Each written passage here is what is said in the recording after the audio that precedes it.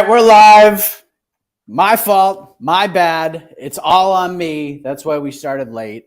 That's why I don't sound as angelic as I typically do, because everything just fell apart. My mouse for my desktop died, then my keyboard for the desktop died, then the microphone wouldn't work on the laptop. So now we're here doing this right now. So thank you very much. It is the People's Pre-Fight Show for this doubleheader. We got UFC Vegas 68. We got Bellator 290. We got a lot of mixed martial arts going on. But I am Mike Heck, and joining me in this venture, Jed Meshew, Mr. No Gray Area. Hello, sir. Flyweight Let's go, baby. Flyweight unders to the moon. Yes. Got two of them today. I'm excited. I'm excited about it. Yes. And this is the People's Pre-Fight Show. So it means we're going to take all your questions. We're just going to throw them up on the screen, and we're going to go. Do you think we're going to get any questions about this? Because what with the other news breaking today? Or is this about to be the Conor McGregor hour? I mean, we did a reaction to it already. I'm sure it's going to come up at some point. So we'll do that. I see a lot of people saying happy birthday to me. You're a week early. You're a week early. By the time Volkanovski and Makhachev do the damn thing next Saturday, it will be my 40th birthday. So stay tuned for that. Watch party going down, and we'll be good to go. So here we go. I'm just going to go through and pull up what I see here. Let's see. All right, Nam Kablam coming in. Of course, Fedor Emelianenko in the main event. Final fight, final walk for the legend himself. The greatest heavyweight of all time, Jed Meshew. I don't care what AK Lee has to say. I understand his line of thinking, but he's wrong with his actual take. But what is your favorite Fedor moment? It could be a fight, could be, I mean, I was going to say an interview, but that would never be a fight. It's not going to be anything else. It's Fedor.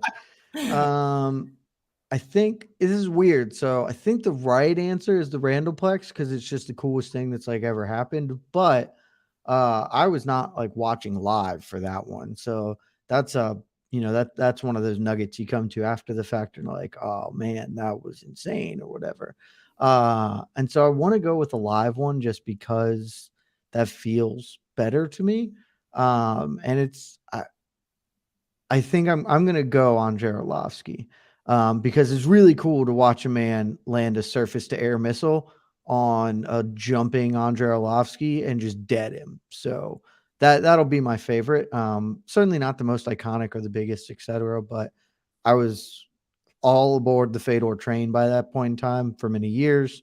He's finally getting to fight the UFC heavyweights that, the champions or whatever. And at the time, that was number 1 versus number 2 in the world.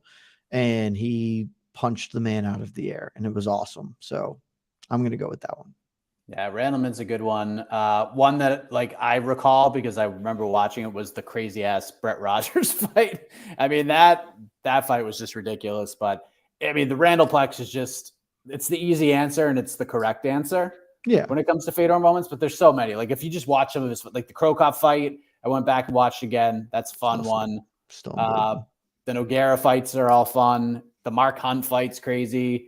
There's many others, but yeah. I got through like 45 minutes of damn, they were good. And I was like, oh my God, we still got 2 more hours to go, but I will listen. It sort of just happened. We did not intend it to go that long, but it just kind of, I don't know, ran away from us because we would spend like 30 minutes talking about the Randallplex or whatever. The Randallplex is 1,000% the thing I've seen the most. It is probably the highlight I've seen the most in this sport. Maybe the Showtime kick, but like, yeah, they're both like, we've probably watched that 100 times at least. Yeah. And the next generation of MMA journalists are going to probably throw Leon Edwards kick Kamaru Usman in the face on that list. That'll end up being up there for sure. Yep.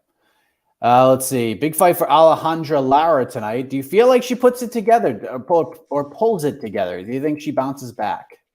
I have no idea. Diana Faragova. I want to think that I maybe got that right. You're in the wheelhouse. I'm at least in the neighborhood, right? Look, she's not great. I'm not going to pretend that she's like a great fighter. She is undefeated. So she gets to carry that level of confidence around with her. I think Lara should win, but I have no genuine thoughts about this fight. think Lara is a better all-around fighter, but I don't know. She's up and down. Frankly, her whole career has been a little that way. That's how you get a 9-6 record. It's not because you're dealing every time out. I do think she wins tonight. I feel Bellator is very good at building prospects, and they're trying to build Deanna up. To me, this just feels a little too soon for her fighting someone like Alejandra with her style, the way she could just grind you out. And she's looking to get back. So, I mean, it could pay off in a big way, because if she wins, that's a big moment for her. But I just feel like this is a little too much too soon. But maybe I'm wrong. We'll see what happens. CH, Mike, you look like you're wearing a robe.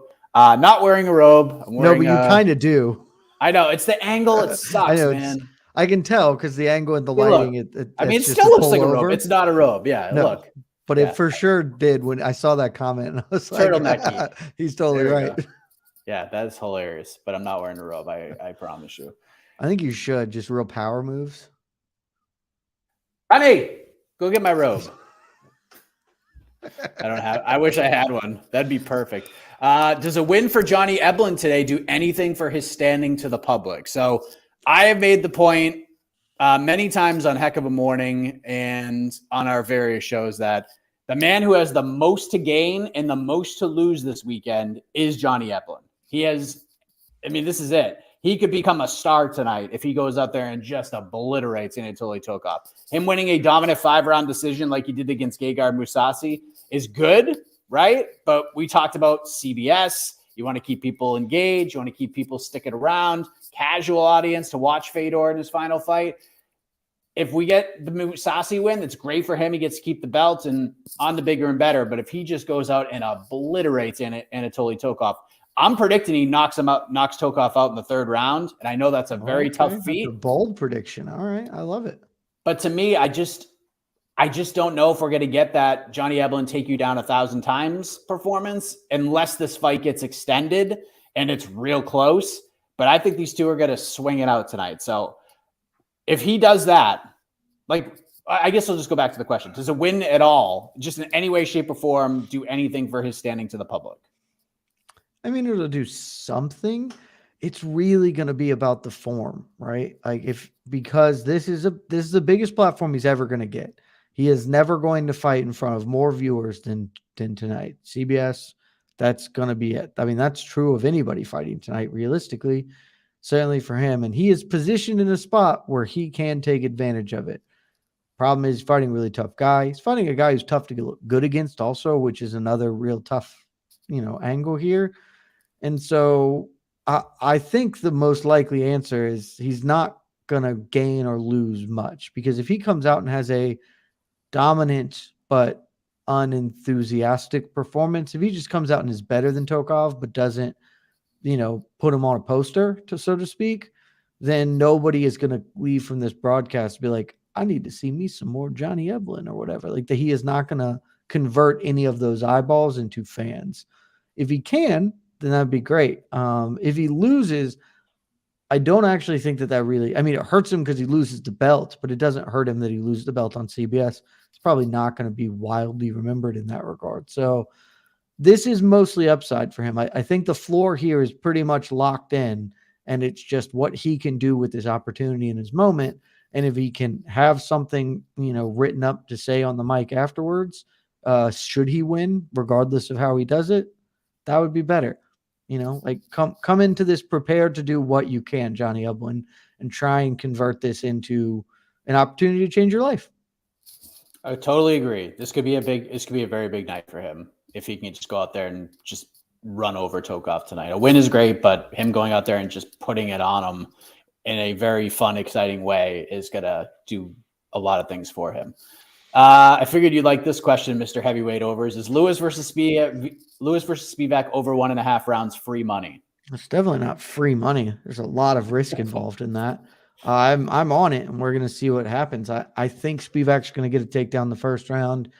I have come around to thinking Derrick Lewis, I'm going to pick him. I don't feel confident or good about it, but I think in the second round, he'll be able to stop those takedowns a little more. Kind of like the way the Curtis Blades fight went. But 1.5 is this could go either way. Like, it would not at all surprise me if Derrick Lewis just smokes this man in 30 seconds. It wouldn't really surprise me if this fight turned into an ugly heavyweight 25-minute fight. Like, anything is on the board right now for these two. I can't wait to get your response to this question. Could Strikeforce era Fedor beat current Derrick Lewis? That's actually a really good question. I mean, so he could. I know that he could. Would he? Would I pick him? Probably not. I don't know. Well, the thing about Fedor that you really have to consider is he had a pretty clear, like, certainly in retrospect, he had a very, very clear career dynamic of he was largely a ground and pound grappler. Like, that was largely how his bread was buttered for most of his career until he got older and the athleticism started to wane. And I think that you can draw some conclusions about his interest in doing things that were more physically exhausting, aka scoring takedowns and grappling and holding those positions the way he did, versus chucking them things. And if he's just chucking them things, I'm going to favor Derrick Lewis every time. Though I wouldn't shock me if Fedor knocked him out. I think Fedor can knock out anybody. Like, he hits really hard, really fast, and pretty damn accurate. And we've seen Derrick Lewis get got before. So if he came in and was like, I'm going to chuck them things until I hit a knee tap on Derrick Lewis, then yeah, he can hustle him on the floor. I just have no idea at Strikeforce era, how many times have we seen Fedor look for takedowns? I think the answer is pretty close to 0. Because he didn't take Verdum down. He hit him. Verdum fell down Charles Oliveira style, and then he dove into the guard. So I don't know. I think I favor Derrick Lewis, but that's actually probably a coin flip of who gets hit first. I feel like that fight would look a lot like Derrick Lewis tied to Ivasa, where Derrick could just hammer him early, but Fedor could maybe weather it and then take him out in the second. Like, it could look something like that. It could be potentially. The case. Certainly, because Fedor's be chin hadn't dropped off in Strikeforce. His chin was still mostly there. Yeah. So, maybe that's true. Yeah, it'd be wild. I wish we could somehow make that happen. So, question for you, Jed, from a gambling perspective, and I know we're a little ways away. Your quick thoughts on Jones versus Gane. Gane. Yeah, you're going Gane. I think Gane's a favorite, though, right? Let me pull up the odds right now. Because I don't have any bets down because Gane opened as a favorite. I was like, well, that's not what I was into. Oh, no, we've swapped back. Cyril Gane at plus 120. I'll probably wait because that number will probably move towards Jon Jones. Look, I won't be super shocked if Jon Jones comes out and beats him. He's the most talented fighter that this sport has ever seen. I have never in general given a ton of credence to arguments that, well, this fighter wasn't all that motivated. I largely think performances speak to physical deficiencies or game plan deficiencies and not, well, I just didn't really care. Just kind of derped around. And we haven't seen Jon Jones look good. And we haven't seen him fight in 3 years. We haven't seen him look good in like 5. And I think that, and I could totally be wrong. We will see. But my explanation for that as it sits right now is if you look at the people that Jon Jones styled on in that dominant run, half of them were middleweights and half of them were not in the same physical ballpark as he was. And so, look, they were all top 5, top 10 light heavyweights, and you got to give them the credit in that regard. But most of them were blown up light heavyweights that ended up moving to middleweight, or they were just Chael Sonnen. He had clear physical advantages over these people, and you can't knock somebody for using the advantages that he has. But I think that is a much more likely explanation for why he started to have more issues, because in general, we see it with literally every champion. The longer they are champion, the harder it is for them to have the same level of dominance, because fighters adjust and people spend years game planning and we get smarter over time. And I think all of that, plus the fact that, like, we all made fun of it at the time, But legitimately, the reason Gustafsson had a lot of success in the first fight is he simply was large. And John Jones didn't have infinite physical advantages and had to compete on a realistic level. And he wasn't really prepared to do it. Now, he might still be, but Cyril Gane can match John's physicality. Maybe he can't at heavyweight, but we haven't seen John be a successful takedown artist, and that's the big thing. If he can score takedowns, Cyril Gane is dead. Just absolutely dead. He has no chance on the floor against that man. I don't know if he can, because John hasn't been a good takedown artist in some time. Arguably, really wasn't ever. His takedowns were clinch-based, where he's maybe the best clinch fighter in history. But Cyril Gane's not going to let you get into the clinch. He's going to bounce around on the outside. He's going to kick you. And John is a really bad kickboxer. He has been forever. And so I think this fight's largely a kickboxing fight, and that heavily favors Cyril Gane. All of that is complete supposition, though, because who knows what John Jones after 3 years off is going to look like. He could be terrible. He could be the best fighter that's ever walked the face of the earth. Truly no idea what's going to happen until we see John fight. Yeah, I'm very fascinated with that one. Super fascinating fight. I mean, I'll answer this in a second, but was Tony ever actually in contention to coach Tough? But we'll go to this question because the big news of the day, Conor's back. Him and Chandler are going to coach Tough, and then they're going to fight. So to answer the first question from David, was Tony ever actually in contention to coach Tough? From what I understand, yes. Not against Conor, though. I don't know if that ever came up. That whole thing about Tony and Khabib possibly coaching side by side, there was a little bit of smoke to that. I don't know how far it actually got, but there was a little bit of smoke to that. But obviously they changed course. Conor's going to do it. He's going to fight Chandler, which that fight's going to be super exciting. But let's just say Chandler goes out there and just thumps Conor McGregor, Jed. What now? Like he's the biggest star in the history of the sport, and that can carry you a long way. But we're getting close to that line, perhaps. I don't know. What if Chandler just starches Conor? What now for Conor McGregor? Oh, it's a good question. So I don't really like this fight. I think Conor has a pretty good shot to win it. I guess I'll start there. If Chandler comes out to wrestle, maybe not, because Chandler he won't have a ton of success wrestling, but he will have some. And Conor is what he is, man. He's glass cannon. That dude is not. He has been around in 5 fights. Once with Nate, like that's just. It's not what he does. It's not who he is as a fighter. And I have a strong suspicion based on the most recent performances and just the history of the sport and watching how fighters progress. Conor is not evolving. Like he is not at the stage of his career where he adds a ton of new tools and does new stuff. He's at the Fedor stage where he starts to really strip down to the things that he likes to do. And, different variations and clever ways to get that left hand off. But he's really, I think he's really just going to be in that world, which means that fight's pretty open-ended because Conor can absolutely hurt Michael Chandler. Michael Chandler is not a defensive genius. And Conor is very accurate and very powerful. But also Michael Chandler can hurt Conor. I think that's true. And he can wrestle and drag him into some deeper waters, and it'll be tough. So I think the fight on the merits is good. And the fact is, if Conor loses, I don't think it's that bad for him, but I don't think it's not good for him. My guess is that if he loses, it accelerates his exit from the UFC. I think you would know better than me, Mike. I think he has 2 fights left on his current contract. I think that's the word is, yeah. That's at least what the word is. So he's going to take this Chandler, and then he's got 1 left. And because it's Conor, there will be no shortage of people who will want to face him. And he can kind of do whatever. You could do Masvidal after Masvidal gets beat up by Burns. That's at least a very, very big fight. And people will tune in. No one will give 2 shits about the fact that both men have lost, 5 of their last 6 or whatever those stats are. I'd have to exactly remember. So you can still do that. And then Conor can leave and go try and box Jake Paul and fight, do the trilogy fight with Nate outside of the UFC so they can make all the money. The stuff that is going to happen eventually. A win maybe you just bootstrap that dude into a title fight or whatever because cash rules everything around us, Mike.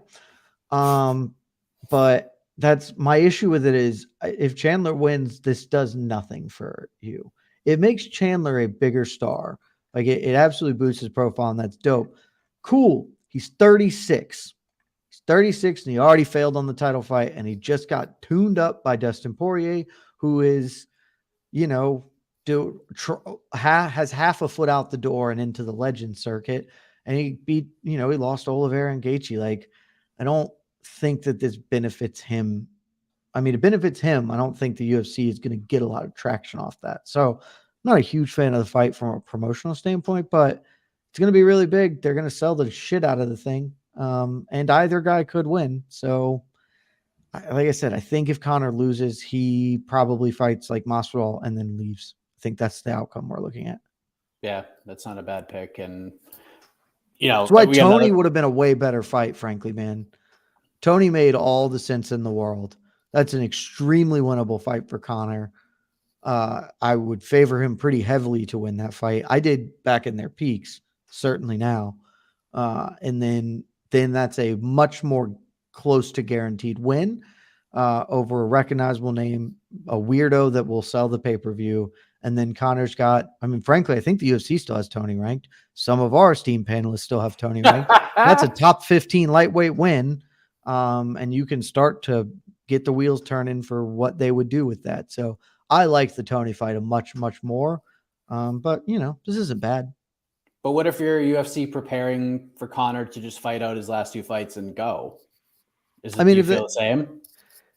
Well, in general, yeah, because I don't think the Michael Chandler is going to do that much bigger numbers than Tony. Like, Conor is Conor. He has a pretty high floor on what he's going to draw from numbers wise. Chandler is probably going to draw more interest than Tony. Like, don't get me wrong.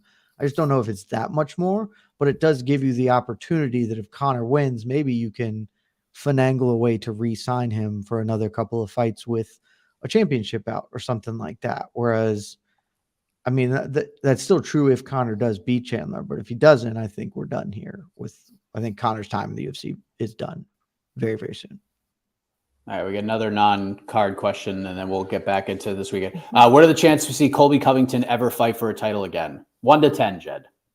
1. I think it's extremely unlikely. I think Colby Covington's a good fighter. What is he, 35? He's up there. He's in his late 30s. In general, you should just never, unless it's heavyweight, and even then, it's still not a guaranteed lock or whatever. Anybody who's over 34 fighting for a title, unless they are currently a champion or currently the number 1 contender, you just don't make that bet. And Colby's not. Colby's at least 1 win away. And we don't even know if he's going to fight. By the time he does fight again, who the hell knows, man? Like, I think it's pretty unlikely. I'll give it a 4.5. That's where I'm at. Just, I don't know if he, like you said, I don't know if he's going to fight again, but if he fights again, it's got to be a pretty big fight. And if Leon Edwards beats Kamaru Usman, he jumps over a lot of the guys that are in the mix right now. So, yeah, I don't know. Good question. It is. What do you think of my guy, Carl Albrektsson? I never get his name right in his fight tonight. And also the fact that he's 2-1 against Team Fedor and now fighting on the same card as Fedor himself. Now, I am picking Carl to beat Grant Neal tonight. So, yeah, this is just one of those fights where I think Grant is good. He's talented, super athletic. But I just think Carl is also all of those things. And he's just fought a murderer's row of people.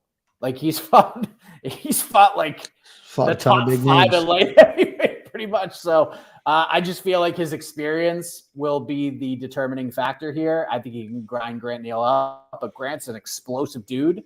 But I'm going with Carl to win tonight. Your thoughts? I'm going with Carl to win for similar things. Do you just want to know, like, look at this man's resume. His losses.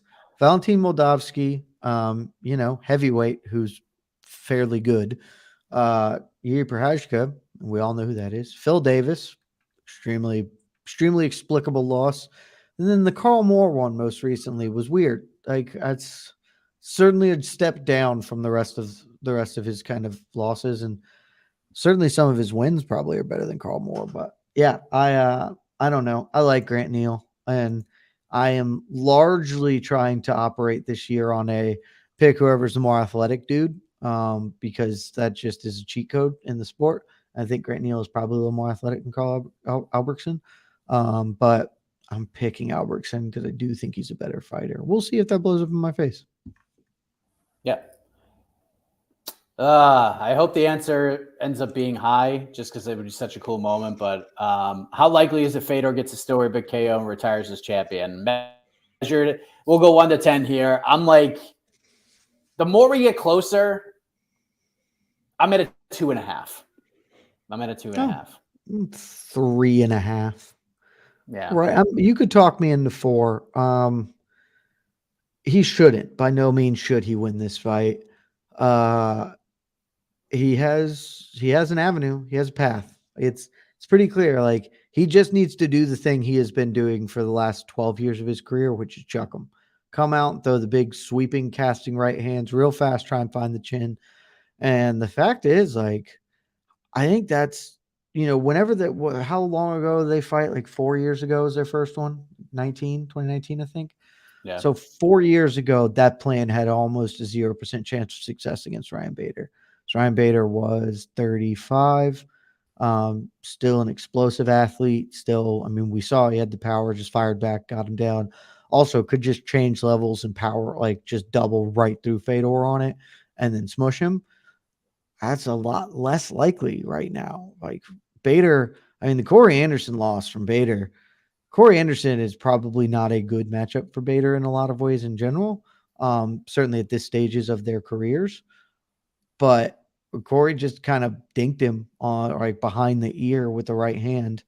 And Corey Anderson does not hit as hard, nor as fast, nor as accurate as Fedor. Now, granted, we haven't seen Fedor in like 2 years, so who knows? Like, I don't know if Fedor fell off the athletic cliff entirely. Totally could have happened. In which case, he's a 0% chance to win. But if he's still kind of the same athlete we've seen, I'll give him 3 out of 10 chances to just fire a right hand into Bader and Bader shell up. Bader has never liked being hit. It has been the Achilles heel of his career, and Fedor can still hit fast and hard. So that's it. But I mean, it is a puncher's chance, just maybe an elevated chance to land the punch. Yeah. The post-fight show is going to be incredible if Fedor wins this fight. I'm not going to have a shirt incredible. On. I'm definitely putting a bathrobe on if Fedor wins the fight. I'm going to be smoking a big cigar and just vibing. I might not even put headphones on. I might just talk into the mic and not listen to any of y'all because vibes, baby. Vibes. Thoughts on Sean O'Malley and John Jones locking in 8 fight deals for each? Does that reek of desperation to make sure both talents stay in the UFC? What do you think about that? Desperation on who? I guess the UFC's part. No, the UFC likes long-term contracts because they are entirely beneficial to the UFC. The UFC can fire or cut these people at any point in time. They could sign you to a 300 fight contract and fire you tomorrow. They will owe you nothing. So it's definitely not desperation. I think they're horrible deals. I have no idea why Sean O'Malley did it. Because he does seem to have a good head for business and understanding his value, etc. He doesn't have a manager, which I think is objectively the correct decision to make in these circumstances. By these circumstances, I mean being a professional fighter currently under contract with the UFC. He seems to know what he's doing. I have no idea why he signed an 8-fight deal. Like I wouldn't do it. This is the same as signing Patrick Mahomes signed a 10-year deal with Kansas City. That deal makes a lot more sense because Kansas City has to pay him the money. The guaranteed portion of that contract must go to him. And so if he takes a career-suffering injury or whatever, he still gets X amount of dollars because Kansas City's on the hook for it. UFC doesn't have to pay Sean O'Malley shit. They have to pay him every time he fights the agreed-upon amount. I have no idea why either of these two people, two of the 5 UFC fighters with the most leverage, would possibly sign this deal. It's interesting that neither of them have management. Both of them, I feel, made the correct choice in not having management and did so in part because it seemed like they understood the way the business worked and what would benefit them and then signed these. I would love to ask them the question and not the question on the record because they will never tell me the answer, in an interview, but I just want to be like, what the fuck are you doing? Why would you possibly do this? This is sign a 3-fight deal and you're good. Like, I have no clue what's going on there. Yeah, 8's a lot. Like, I mean, that's just a ton of fights. I thought we were past those days, but apparently not. John, I don't think John's all that surprising, just because they wanted to put John over or whatever, and they wanted to show John that we're investing in you as the best fighter of all time. And I think more so with Sean, it's just like, hey, dude, like, if Conor does leave, like, we need you to be the dude. Like, we need you to step up and be a star for us. And maybe they're paying him a lot of money. That's what it seems like. I'm sure they're paying him a lot of money, and I totally get why the UFC wants these contracts. I just have no idea why they would sign it. If I was Sean O'Malley's friend or John Jones's friend, I would just be like, no, tell them I will take the same prorated money for a 4-fight deal. And that's it. Frankly, 3-fight, because I think 3-fight is actually like the pretty ideal net number there. I like that number. And in Sean O'Malley's case, like, you could convince me that John Jones did it because the UFC looked at him and said, we will only give you a heavyweight title fight if you sign this contract. And I could at least buy it, though I don't think that's what happened. Sean O'Malley isn't even guaranteed a title shot right now. Like, he's just sitting around waiting. I have no clue why either of them signed 8-fight deals. It seems objectively bad for them. Yeah, I don't know the ins and outs of it, but yeah, I was very surprised to hear eight fights for O'Malley. Is Tatsuro Taira the potential biggest breakout newbie on the UFC card tonight? He's not really a newbie, though. This is his 3rd fight. If we're still counting him a newbie because he's 23, then yes. Also, yes, because have you looked at the UFC card? There aren't a ton of breakout potential here. I actually think that the true answer to this is no, though, because he isn't a newbie. If that's the case, there are 2, we'll call them prospects, that I very much like on this card. Rinya Nakamura, that young man has promise. He's a little older, a little longer in the tooth and starting at bantamweight, he's 27, but this guy was an U23 world champion wrestler. That is much, much, much better than being an NCAA national champion. That is a much better accomplishment. He also finished like 4th or 5th in the world championships full stop that year. I think it was 2019. This dude is real. This dude is real. So unbelievable pedigree. 6-0 has looked like a hammer for much of it. I'm very excited about him. And a guy I didn't know anything about until I went back and did some research after the Road to the UFC stuff. Jung Young Lee, a good dude, might be the next best thing coming out of Korea. 9-1, that loss is meh. Avenged it with authority, and he puts the boots to people, man. Just swinging a 2x4 out there. He might be Korea's next best hope for a champion. The way we thought Duho Choi would be it. Jung Young Lee has all the marks of somebody who's really, really interesting. So I will pick both of those over Tatsuro Taira, not because they are more talented or better than Taira, but because this is 3rd fight in the UFC.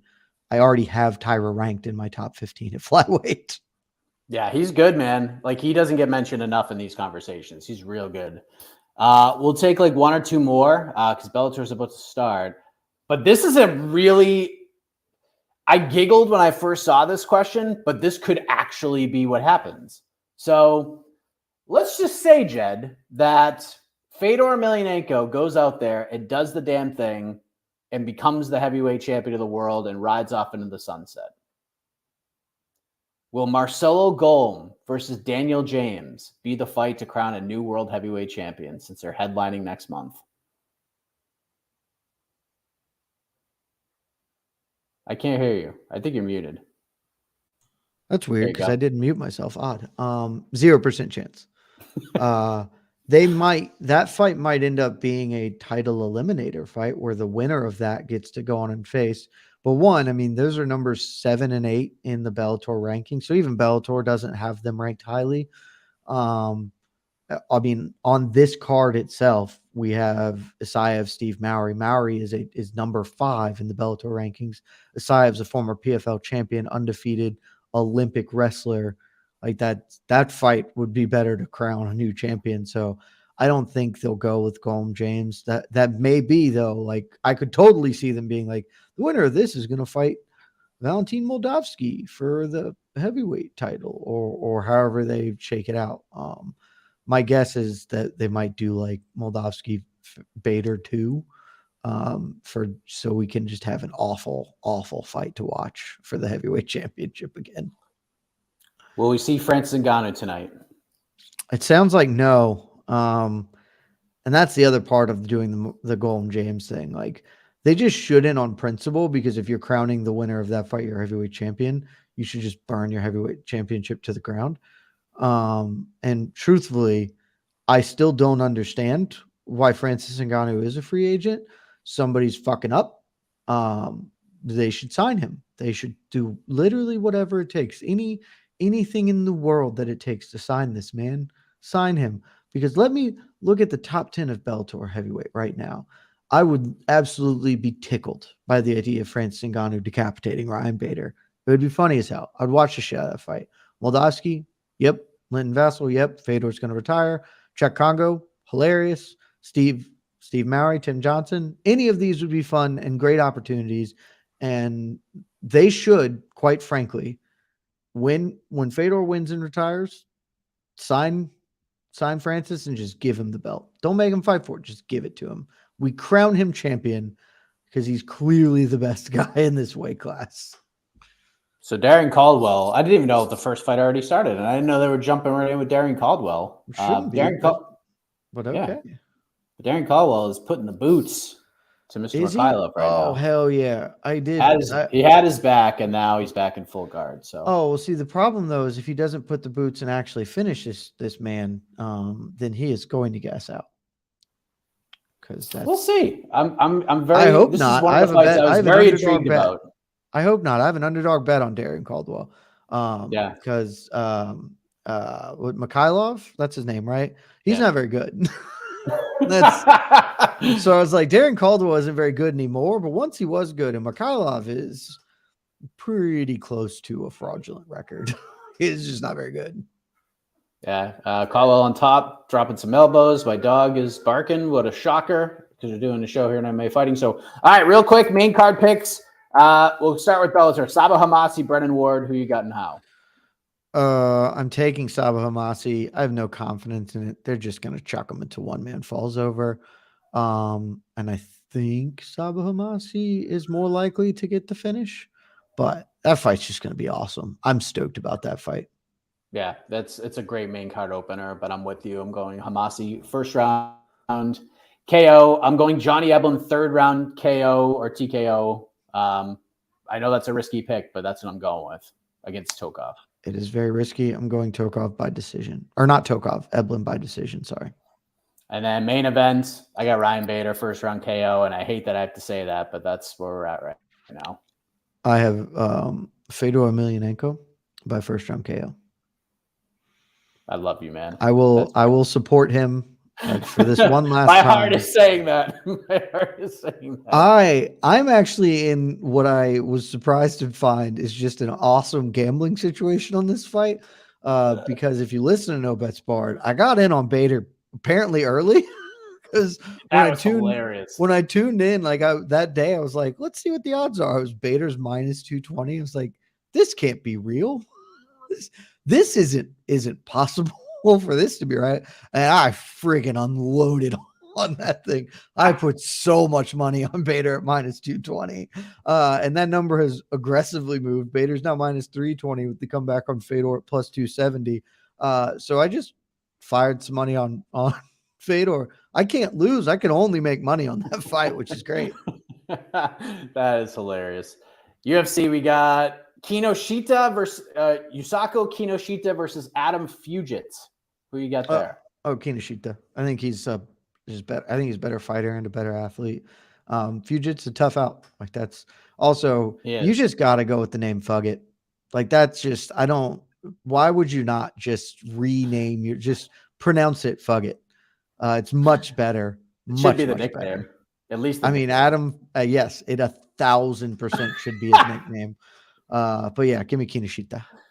Yeah, I'm with you on that one. I don't remember all these main card fights. Duho Choi versus Kyle Nelson. I got Duho Choi second round KO. Korean Superboy. I also have second round KO. I think you might have to get adjusted again, but he's just the most fun to watch. And so I want him to be good again. I hope he is. Speaking of fun to watch, who you got in Marcin Tybura versus Blagoy Ivanov? Because I'm sure that one's going to be super fun to watch. So fun to watch. I'm taking Marcin Tybura via decision under the pretense that this fight looks like the Augusto Sakai fight for Ivanov, where he just kind of gets outworked, but that fight's going to be misery. But heavyweight overs, baby. Yep, that's a clear heavyweight over. Tybura by decision. I got Daun Jung decision against Devin Clark, but he could get late finish, but I see him pulling away late. So do I. I'm interested to watch that fight, though, more than I thought I'd be. Devin Clark has just enough ability to make me think he should be better than he ends up being, but he can't really put the pieces together. Certainly not in the way Jung has. And then Darren Caldwell making things happen, baby. He's back, baby. He's got the rear. Go palm to palm. Go palm to palm. Palm to palm. He's got always finish palm to palm. Oh, does he have it? Oh no, he's 2-on-1ing the over grip. He's gonna have to fight it off for a little bit. You need to get your legs in something that's a little happier here, but you just hold this position for 4 minutes and then you will win the fight. Yes, you will. I get Derrick Lewis second round KO. I'm taking Derrick Lewis third round KO because we're gonna see the return of third round Derrick Lewis. Once upon a time, that was a man that people were captivated by, and I think we're about to see him again. Third round Derrick Lewis TKO KO. And now it's third round Charles Jourdain apparently. So okay, well I think we're done. Yeah, Darren Caldwell doing work against Nikita Mikhailov, and that is the first of 14 fights on this card, or 12 Bellator fights? Well, it shouldn't be the first because there should have been 2 or 3 before it. But yes, there are 14 fights on the Bellator, but this was, certainly by Tapology and what I thought there were 3 fights before it. So yeah, I don't know if we're going to get some post-lim action, classic Bellator move or not. Yeah. Well, we'll see how it all plays out. So thank you, Jed. We will see you maybe with the shirt on, maybe not. Depends on what happens in the Bellator 290 main event for the post-fight show. Mr. 3024, E. Casey Leiden is in the building at the Kia Forum in Inglewood. So we'll have some post-fight interviews, we'll have post-fight show, we'll have press conference, all that stuff. And then the West Coasters will have you covered on MMAfighting.com for the UFC card. So thank you very much for watching. Enjoy the fights, everybody. Love you guys.